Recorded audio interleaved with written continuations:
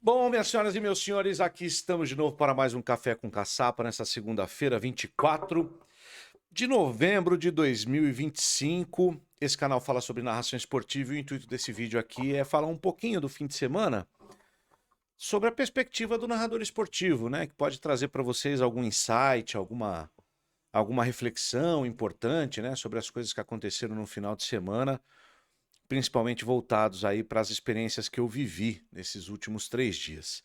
E foram experiências muito legais. Eu, nesse final de semana, trouxe mais um esporte para minha lista, né, de modalidades que eu nunca tinha narrado e que acabei fazendo, né? E dessa vez foi o beach tênis lá na Rede TV, a estreia lá de um campeonato local, né? A gente vai fazer o circuito internacional, que tem, claro, muito mais apelo. E os brasileiros vão muito bem. É, E era uma modalidade nova, né? E a ideia de eu contar isso para vocês não é para ficar me gabando de nada, mas é para mostrar para vocês como é que eu me preparei para narrar um esporte novo, né? Porque eu, com o tempo, eu aprendi algumas coisas diferentes daquilo até que eu dizia antes para vocês, né, em termos de conselho e tal, de orientação em relação a isso. Eu antes, claro, muito tempo antes, acho que mais ou menos um mês, eu conversei com o Fábio Salomão, que para mim é o melhor narrador que tem nessa modalidade hoje em dia. Ele já cobra há muito tempo isso, acompanha, vive do beach tênis, para perguntar como era. Né? E ele me mandou alguns áudios muito legais no WhatsApp, contando como é que era. Realmente é um esporte que se parece muito com tênis, mas ele tem uma dinâmica diferente, porque é um jogo muito rápido e você precisa fazer a leitura correta do jogo, né? Para não ficar monótono na transmissão, porque são 2 sets, como no tênis, melhor de dois, né? Melhor de três, na verdade, né? Se precisar do empate, tem o super tie break até 10 pontos e tal. E é um jogo que pode ir longe, como foi, na verdade, né? E depois eu preciso falar sobre isso também. E depois o que, que eu preferi? Ao invés de ficar lendo regra e tudo mais, eu tinha do meu lado um cara que foi jogador profissional de beach tênis, que é o Gui Palese, né? O Gui lá da Rede TV, do Bola na Rede.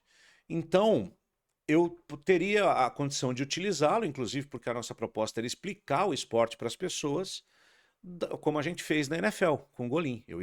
Poderia perguntar coisas a ele, aquilo que eu não entendia.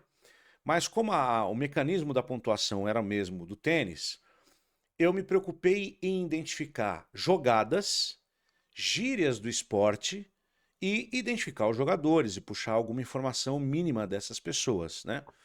Então o que fiz eu? Ao invés de ficar pesquisando coisa na internet, Google, ChatGPT e tal, eu assisti às semifinais. Eu fui no YouTube, num canal dedicado ao beach tênis, que não era o Play BT, era outro, agora me fugiu o nome, e que estava fazendo também junto com o canal de esportes da Rede TV, né? Então eu acabei assistindo também por lá. E aí eu assisti um pouco da transmissão, fui correndo um pouquinho ali, né, para entender um pouquinho do que era o esporte, lobby, backhand, forehand, tem muito lobby o jogo, né? O smash, o gancho, que no tênis a gente quase não vê, que é uma batida mais lateral na bola, né, a defesa com arco baixo, tem umas peculiaridades de saque, enfim coisas básicas para poder transmitir o jogo e foi liso, foi muito tranquilo, né? Pegar a ficha das pessoas foi tranquilo, descobri um aplicativo, inclusive na própria transmissão, chamado Tênis Integrado, fica a dica aí para você baixar, que é o meio que um aplicativo oficial da Federação de Tênis do Brasil, que tem lá os jogos, a programação, tem a ficha dos caras, você consegue, né, pesquisar além do aplicativo da ITF, né, que é a Federação Internacional de Tênis. Esses caras do beach tênis estão lá porque o beach tênis é uma modalidade do tênis. Então tá todo mundo lá, é um site muito completo para você pegar tudo. Basicamente foi isso. Fizemos 3 horas e meia de transmissão e aí o jogo foi interrompido. Foi interrompido por uma causa maior, né? Foi justamente no sábado, quando o ex-presidente Bolsonaro foi preso. E aí não dá para comparar uma Copa das Federações de Beach Tênis com aquilo que estava acontecendo em Brasília, que interessa a todo mundo, né? Então, num determinado momento, já na ida, no finalzinho do segundo set do segundo jogo, era uma disputa como no pádel, né? Dupla masculina, dupla feminina, se tiver empate, o desempate é com dupla mista. E aí a gente acabou fazendo o resto do jogo no Rede TV Gol, no nosso canal no YouTube e tudo mais, está lá disponível para quem quiser assistir.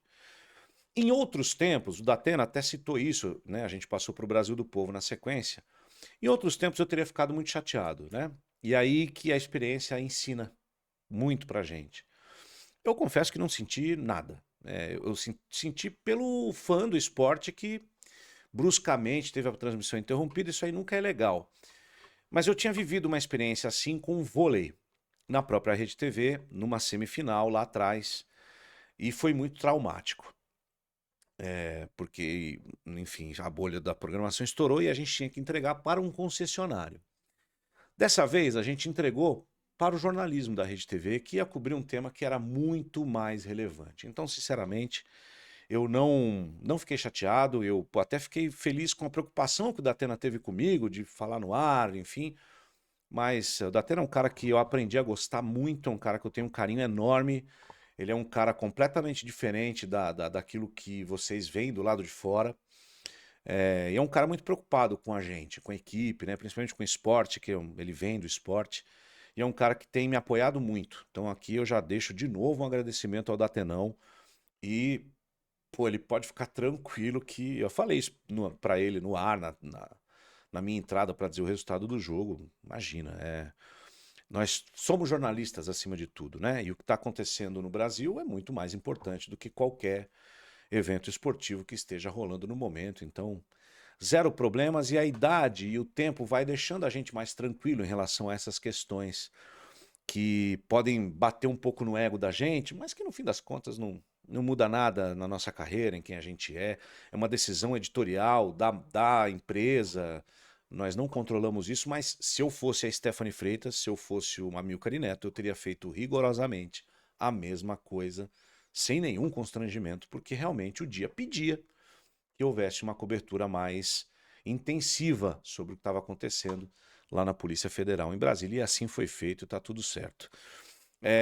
Depois, acompanhando o Palmeiras, né, lamentando muito o mau desempenho do Palmeiras lá no Allianz Parque e, sinceramente, concordando com o Abel, o campeonato acabou. Né, e já tinha acabado antes, na verdade. E não é pela diferença de pontos, é pelo nível de futebol apresentado pelo Palmeiras. O Palmeiras não aguenta mais pensar no Campeonato Brasileiro. O Campeonato Brasileiro deu burnout no Palmeiras. Essa é a verdade. E, por causa disso, acredito eu que eles não tenham mais condição de pensar nesse campeonato. Deixa logo com o Flamengo e vai pensar na Libertadores, que é basicamente o último grande jogo da temporada continental aqui. É o jogo do tudo ou nada para o Palmeiras e tá tudo certo. No dia seguinte, entregamos ontem, né, uma temporada linha da Série B. E aqui eu faço um último parênteses nesse vídeo, né? Faça um planejamento de carreira. Amanhã eu vou fazer um vídeo sobre isso aqui no canal. Eu sempre quis, quer dizer, sempre quis, eu acho que é muito forte, mas desde que eu entrei na Rede TV, a gente começa a almejar coisas na profissão. Eu sempre fui um cara do rádio, sempre quis fazer rádio e estou muito feliz também no rádio. Cheguei onde eu queria no rádio.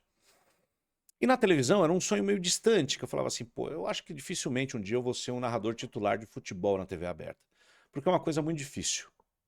Mas de uns 5 anos pra cá eu botei na cabeça que eu poderia ser e deveria ser, precisava ser, porque o mercado precisava olhar pra mim e olhar e dizer que, poxa, além de narrar futebol americano, basquete, vôlei, cuspe à distância e tal, eu sou um bom narrador de futebol na TV aberta, porque isso eleva a gente de patamar no mercado, né? E essa Série B veio pra isso, né? A gente passou um ano inteiro comigo fazendo praticamente todos os grandes jogos, a gente dividiu lá com o Napoleão, com o Fefon, mas eu tenho consciência de que fui eleito pela casa, né, principalmente depois da partida do nosso querido Silvio Luiz como principal locutor da Rede TV e fiquei muito feliz de conseguir ter esse privilégio de acompanhar os principais jogos, de construir narrativas ao longo das semanas na televisão. Isso faz da gente, atrela a nossa marca à narração de televisão, quando a gente tem uma constância ali fazendo um único produto e um produto grande, Série B do Brasileirão, futebol, as grandes camisas do futebol brasileiro. Então, ontem isso foi entregue de uma maneira incrível, com 2 jogos acompanhados simultaneamente, com o Fefon, com a Ana, com a Ana Paula Oliveira, com o Paulo Jamelli, com os nossos repórteres, as nossas repórteres, né, a Carol Niquirito, a Natália Santana, a coordenação do Alex Alves Fogaça, fizemos um trabalho lindo, com uma boa audiência, com grandes marcas acompanhando a gente, ou seja, terminamos tudo com uma missão muito bem cumprida, muito feliz por tudo que a gente construiu lá. E repito, termino esse vídeo com esse toque. Por mais que sejam às vezes distantes os seus objetivos, planejem, coloque esse foco e vão construindo, vão plantando devagarinho, que às vezes demora. Na nossa profissão as coisas demoram muito a acontecer. Mas se você for persistente, paciente principalmente, elas acontecem, eu tenho certeza disso. Tá bom? Beijo pra vocês. Amanhã tem mais. Gostou do vídeo? Deixa o like, aproveita para se inscrever no canal e vamos juntos.